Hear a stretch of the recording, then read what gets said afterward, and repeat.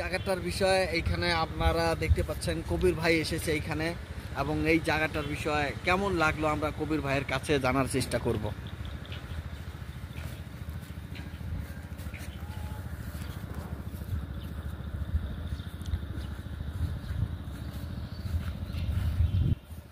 কবির ভাই, এই যে এই দৃশ্যটা দেখে আপনার কেমন লাগলো? এই দৃশ্যটা তো এত মনোরমা, কারণ দৃশ্য আপনি মেঘালয়ের কোথাও খুঁজে পাবেন না। এখানে আসলে মন ভরে যায়, আসলে ফুর্তি, মনেতে ফুর্তি ভরে আসে। মাঝে মধ্যে আমরা এখানে আসি। এটা হলো আমাদের চার্লস পিংরোভ সাহেবের রিসর্ট।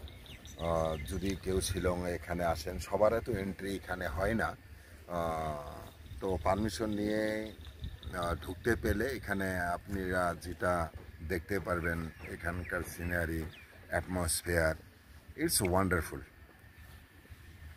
তো এর আগে কি এইখানে এসেছিলেন আপনি? এর আগে আমি 2 বার এসেছিলাম। হ্যাঁ, 2 বার এসেছিলাম। একবার নাইট টাইমে এখানে একটা পার্টি হয়েছিল, পলিটিক্যাল পার্টি মিটিং হয়েছিল, সেই পার্টিতে আমি অ্যাটেন্ড ছিলাম। এখানে যখন চতুর্দিক দিয়ে লাইট টাইট ফিটিং করা হয়, যখন পার্টি হয়, সেটা তো দৃশ্য মনোময় দৃশ্য হয়ে যায়। কারণ তেমন দৃশ্য আজ অবধি কোনো পার্টি ছাড়াই যদি এখানে চারপাশে আপনি ঘুরে বেড়ান, তো আমি এতটুকু শিওর দিতে পারি নর্থ ইস্টে এইরকম জায়গা খুবই কম।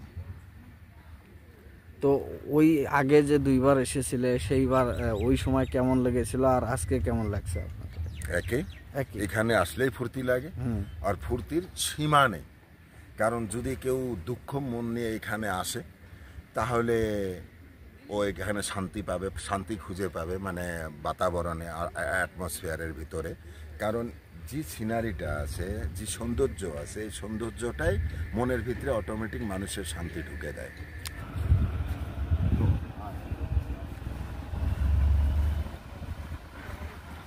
চা খাবেন?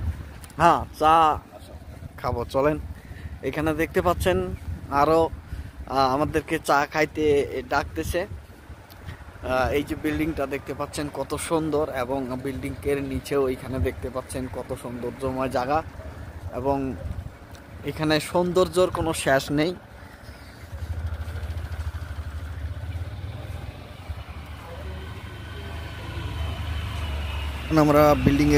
এখন আমরা বিল্ডিং এর ভিতরে প্রবেশ করছি, এবং আপনারা দেখতে পাচ্ছেন এইখানে ভিতরেও কিন্তু কত সুন্দরভাবে এখানে সাজানো হয়েছে সব কিছু। এখানে দেখতে পাচ্ছেন চেয়ার, এবং কবির ভাই যে আছে সে কিন্তু ভিতরে যাচ্ছে, এবং তার পাশে পাশে আমরা যাচ্ছি আপনাদেরকে দেখানোর জন্য।